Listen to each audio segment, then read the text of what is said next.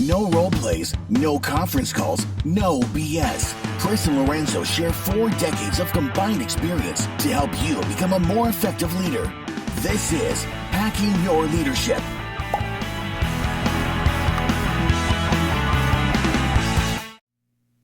Welcome to Hacking Your Leadership. I'm Chris. And I'm Lorenzo. And Lorenzo, on this episode, I want to talk about being a compassionate leader. I think that's a great topic to have, and we need more of it. We need more compassionate leaders, and we need leaders who are more compassionate. And that's not the same thing. You know, like there are leaders out there who have none of it. And at the very least, you know where you stand with them and you know what to expect. But there are also leaders out there who I think are they're compassionate in general, but then something happens where they have a harder time turning it on.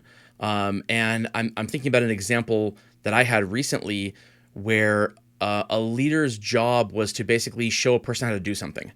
And this person was not new to the organization. And so I think the assumption from the leader was that they should already know how to do this. And it was clear in the way that they were teaching them that that leader thought that they should have known how to do this already. And because of that, there was a complete lack of compassion in the training and the teaching style. And I thought, you know, we talked about it afterwards, and it was a little out of character for this person. And so I thought, this is an interesting topic because, you know, I started looking at my own life and how I interact with people and thinking, okay, do I sometimes have an easier or harder time turning on compassion for other people? And when leaders do this for me, does it impact how I feel about them and how I feel about my relationship with them? So I thought it's a good topic because I think it happens a lot. I think, you know, we're all individual people and we all have different levels of compassion, and sometimes it's easier for us to turn it on. Sometimes it's harder for us to turn it on. Yeah, I think too, it's one of those things where when you kind of see yourself in others, when you have a connection with people that you can have a similar background, a similar personality type, a similar view of the world. Sure. Those are the types of things where it makes compassion a little bit easier as far as for most people, because Sure. like there's already a familiarity with who somebody is and kind of maybe what they've been through or how they see things. So I think that it kind of builds into your ability to be more compassionate for someone versus someone where maybe you don't have a great relationship with or a clear understanding of who they are, their background, their experiences in life.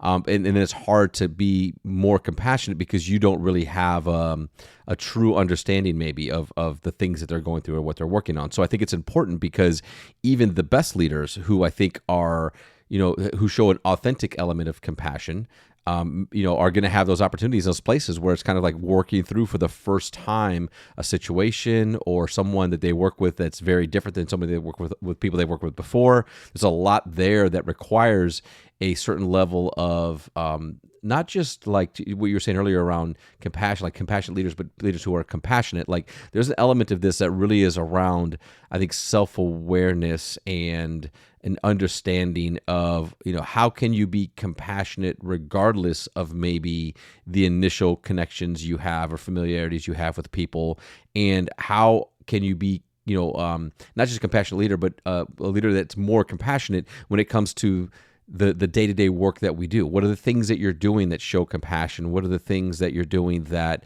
that you may have to think about, look upon, and adjust to make sure that you're showing up in a way that allows people to do their best work? Right. So, I've often talked about on the show, and it's very important to me to try to assume positive intent, and sometimes it's to a fault. So I've been in situations where I've assumed positive intent, and it has burned me because the person did not have positive intent, and that became a problem. But in general, I think it serves me well to assume positive intent, and the times when I get burned for it are outweighed by the number of times where it helps the relationship to start from that standpoint. So as a leader, you can't just assume positive intent and then move on with your day. If there's a person who needs to be doing something differently, or they need to get better at their job, or there's something that they're expected to do and they're not doing it well, it's not enough to just assume that they aren't lazy, that they aren't cutting corners, that if they're not doing it, there's a reason they're not doing it, and it's not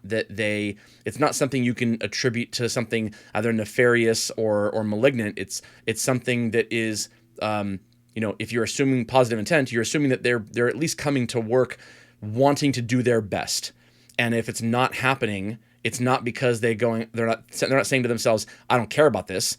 They think they are caring about it, and they think they're doing what they're supposed to be doing.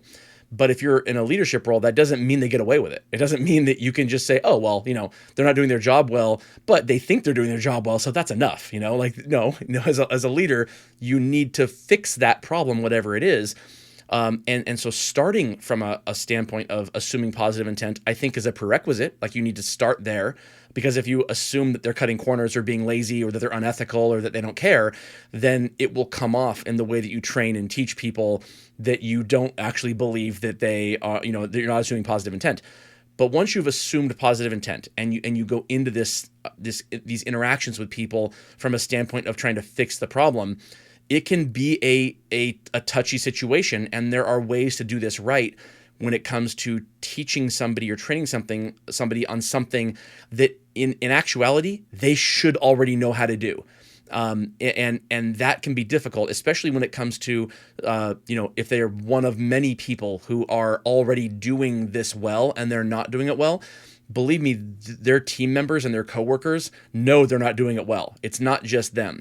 And so how you go about it as a leader it's really important to do this the right way, so that you aren't just, solving the problem, but you're doing it in a way that keeps the rest of the team engaged too. Absolutely. And I think that it's such an important piece of this when it comes to being a leader of leaders. One of the things that I not only look for when it comes to assessing talent and making decisions around a leadership team, but also that I look for constantly is people's ability to show compassion and to understand that people are multifaceted, that there's a lot of things that will help people either be successful, to do their best body of work, to be able to show up in a way that is, not only helpful, but allows you to truly think about, how things not only at work but outside of work can impact them and can cause them to show up in a certain way. And these are critical things that are super important to me as I think about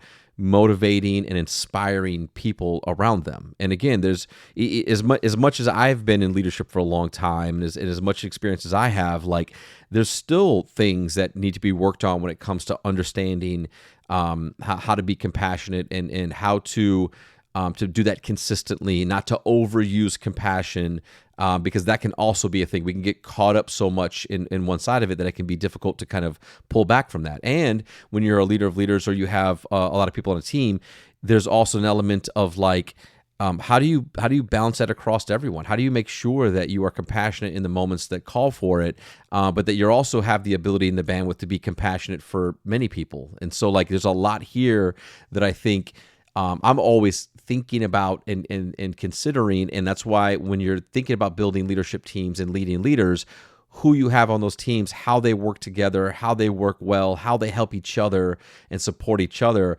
that to me is also a way of making sure that you have a much larger kind of compassion pool to pull from when it comes from those that may need it in the moment. Hopefully that makes sense, but I'm just really thinking of how the team dynamics and how you select leaders to be on a team is such an important piece of providing the space for compassion to truly live amongst a team in a business. Right. No, it makes perfect sense, because I think there are situations where people are miscast in roles, right? Either they're in a leadership role and they shouldn't be, or they're in a role that is non-leadership, and whatever it is that they're expected to do as part of their job, they're just not good at doing it. And if you are a leader of people or a leader of leaders, you have to start from this standpoint of thinking, okay, is there a way where this person does get to a place where they're able to do this correctly? And starting with the assumption that, okay, there is. Let's assume there is a way for this person to get there. Great. Now it's my job as the leader to help them get there in any way that I can. Now, where the compassion can be, where it can be too much and where it can derail you, is if you lose sight of that initial thing. That North Star to you needs to be, does this person have the ability to get there eventually? And am I seeing steps that are putting them along that path to where I can still answer that question to myself as a yes? If the answer is yes, okay, great. Now it's time to the next interaction. Let's get them there. But at some point in time, the part of compassion becomes compassion for the rest of the team, which means if a person is miscast in a role or if they're not doing their job correctly, holding them accountable doesn't mean a lack of compassion. It means that you are having compassion for more than just that one person. There's a broader thing going on here that you have to, make sure that you maintain, and how you interact with that person in the accountability also has to be compassionate. It doesn't, signify a lack of compassion just because it's turned from, hey, buddy, let's walk and talk together and tell me about what's going on, to now all of a sudden there's a problem that needs to be fixed and these are the expectations. Those conversations need to be integrated with each other at all times, not a transition from one to the other, because it can't ever be a surprise or a shock to a person that all of a sudden it's moved from one to the other. It always has to be like this. So the first conversation that you have with a person when it comes to getting better and you're trying to have compassion is, hey, these are the expectations of the role. I'm committed to helping you get there. Let's do it together because you need to be able to do this and this and this, and these are the expectations. So let's do it together, right? And if all the conversations start with that kind of reiteration of these are the expectations, then the compassion is on how you get them there and how you train them and how you teach them. But it can't just seem informal from the beginning, because then at some point in time, if they're not moving along, you need to turn it on, and that can be more derailing to the interaction and to the relationship than if it was there all along. And so I think part of that compassion, again, is really clear expectations on what the expectation is, so that when you are doing the training and the teaching, they understand that there's a goal in mind, and that goal is that expectation of what you need to be able to do this job well and maintain the job. Yeah, I think it's a great point, because I think this is where I think some leaders get stuck a little bit when it comes to thinking that kind of compassion in leadership is almost acting like a counselor or someone who's there to help people unpack and work through things that may be impacting them. And again, a part of a job of a leader is to show compassion and to understand, but it has to be built within the framework of there's a job here, there's an expectation here, there's things that we do at work, and so like you can't fully kind of like spend your time all day long, kind of thinking that you're going to show compassion through spending time talking about things not related to work. Like there's definitely those times you're going to have those conversations and you need to step up in those spaces. But like so much of that, to your point, like the base and the foundation for that really has to be in the framework of the expectations of doing the job and being clear. And people say clarity is kindness. I think this is a really good example of what of that and what you're talking about. Like to be kind is to be clear, like to be able to share and talk to people about the responsibilities that we have in the jobs that we have and the expectations of the jobs and being really clear about that. Then we can focus on getting that work done. And then when there's times that things pop up where you could address them, you can just address them and then kind of get back to what is expected and what's clear about the role that we have to get to.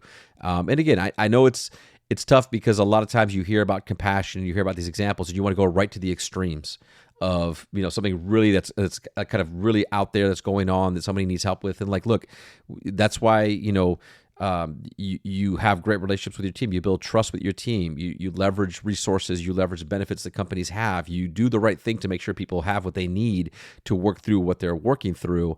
But there's always a part of it, which is like that there's a job and there's expectations that have to be done. And if you don't ever talk about those things, then to your point, I think you're setting yourself up, to really have some hard times when you have to start talking about those things and it feels like it's coming out of left field and it feels like, oh, well, what happened to your compassion? You used to never talk about these expectations and now we have to talk about these expectations, where if you always talked about the expectations and then provided compassion, then it's not such a shock to the system when things have to be pivoted to talk about the work. Right. I think that's a great example, because oftentimes when leaders find themselves in difficult situations like this, it's when something extreme comes up, right? Something happens and you think, oh my gosh, I really have to dial up the compassion here.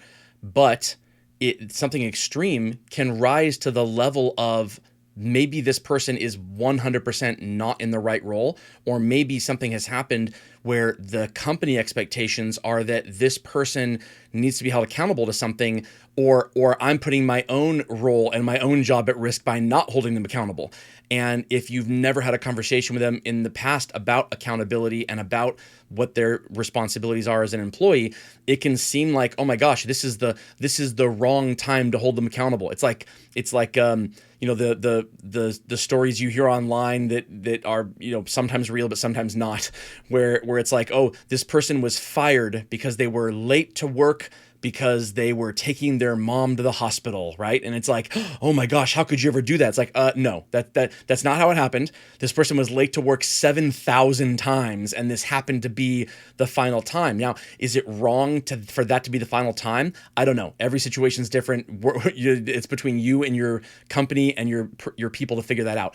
But in general, that doesn't happen to a person. That's not why they were fired. There's a pattern, and there's probably a lack of accountability and a lack of compassion in explaining what the expectations are to a person that happened in advance that then led to this happening. And if you as a leader are going through this the right way, and you are making sure that part of being a compassionate leader is making sure your people understand what the expectations are from the very beginning and in every conversation, then it's so much easier to make sure that is part of a broader conversation when something happens that is larger or more impactful, where you have to where the accountability might be dialed up. Then the interaction between you and the employee won't be any different than it was before. It's just now the consequences are larger, the implications are higher than what they were before. But what the employee has come to expect out of you when it comes to, okay, clarity, kindness, compassion, and accountability all together, that will be the same. And you will have exercised that muscle often enough in interactions that require, lifting the 5-pound weight to where now all of a sudden you're lifting the 50-pound weight. It doesn't feel quite as heavy, because if you don't do the 5-pound weight over and over and over again, that 50-pound weight is going to feel very daunting. And oftentimes it's when leaders get derailed during those conversations, and it doesn't go well for them either. Absolutely. And with that, it brings us to this episode's 1-minute hack. But first, a few words from our sponsors. All right, today's 1-minute hack is about getting out of the mindset that as a leader, your role is binary. Either you should be solving problems or staying out of them altogether. If you're a leader of people and your job is to get people better and to make people better at things, it doesn't mean that responsibility falls wholly on you. It's on the employee as well, and it could be on other leaders, and it's a kind of a group effort thing here. So what I see out of a lot of leaders where they get stuck is they think to themselves, well, I can't solve this problem, so I'm not going to get involved altogether. And change that mindset. If you can do anything, you should do something. It doesn't mean you have to solve the problem. It doesn't mean that you have to make it so the problem goes away, or that the employee is now all of a sudden great at doing whatever it is at their job. If the idea of being a compassionate leader is taking empathy or sympathy to the next level. So compassion is if you have empathy for something or for somebody, and that empathy drives you to feel like there's something that should be done or something that you should do. It's like watching a news story and thinking, oh, that's terrible, or watching something and saying, that's terrible, I have to do something about this. And if you get that feeling, that's what compassion is. I have to do something about this. If just because you don't feel like you can solve the issue doesn't mean don't do anything about it. Start working with the employee and help them in whatever ways you can. That's what being a compassionate leader is about. Don't imply that you can solve the problem from the beginning if you can't, but be clear about what you can do or what you think you can do, and work with the employee to get them there. And then ultimately it's on them. But if you can show that compassion in those interactions, it will strengthen your relationship with them. And employees are more likely to want to put effort into solving problems if they know that they're being surrounded by leaders who have compassion for them. Yeah, I think it's a great point, the element of kind of taking action. And I think sometimes leaders, what we were talking about, kind of get stuck in the idea that it's their responsibility to solve it versus it's kind of your responsibility to help, and that means like, everything from, again, offering resources or benefits to saying, hey, my car broke down. You know what I mean? Like it broke down, or I got an a fender bender, so I don't have reliable means of transportation to get to work. And saying, okay, well, like I can't buy you a new car. Like I can't solve that aspect of your transportation issue, but we can talk about, all right, well, what can we do? What are your options? What are things that are going on? Is there something that we can do to help you get public transport to get here? Can we adjust your schedule? Can you carpool with someone? Like what are some things that we can do to help still accomplish the goal of the expectations of getting to work and doing the work, so long as they're healthy and they're okay. But at the same time, like that's the element of helping, of like, here's some ideas, and here's what I can maybe suggest to you to think about, so that you don't have to miss work, so that you can be here and be on time and be able to get your work done. Like that's the helping piece, versus saying, okay, well, let me get on the phone, let me call Uber, let me see what I can do, let me solve for this. And I think that's where it's important to kind of help leaders work through being the person who gets the help, but not the person that's responsible for the solve. I think it's a perfect way of putting it, because when a person comes to you as a leader with a problem, this it can be this knee jerk to think, okay, this is my problem to solve. And that is a tremendously heavy bag of bricks. So put that bag of bricks down, and instead think about what you are actually capable of doing in a way that doesn't put your own job and your own relationship with your team at risk too.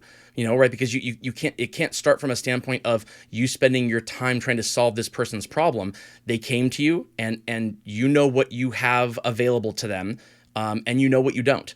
That's where it needs to lie. And it's okay to say that up front, as opposed to, it's not just sucks to be you, we'll see you tomorrow. And it's not, okay, let's solve this together. And now you're putting off or putting on the back burner everything that is your responsibility as a leader of the rest of your team. You have to have that balance, and knowing that you have to have that balance, and knowing that it is not your responsibility to solve these issues. That's the first step. Entering these interactions with that knowledge and that kind of that reassurance, that saying, okay, yes, I am a leader. Yes, there are things that I can do, but no, it is not my responsibility to fix this problem for this person. That is a tremendously freeing mindset to be in. And oftentimes it can lead you to think about ways outside the box to help this person. Whereas if you approach it from the standpoint of now it's your responsibility to solve it, it can feel like a much more daunting task. Absolutely. And with that, it brings us to the end of this episode. This is Hacking Your Leadership. I'm Lorenzo. And I'm Chris. And we'll talk to you all next time.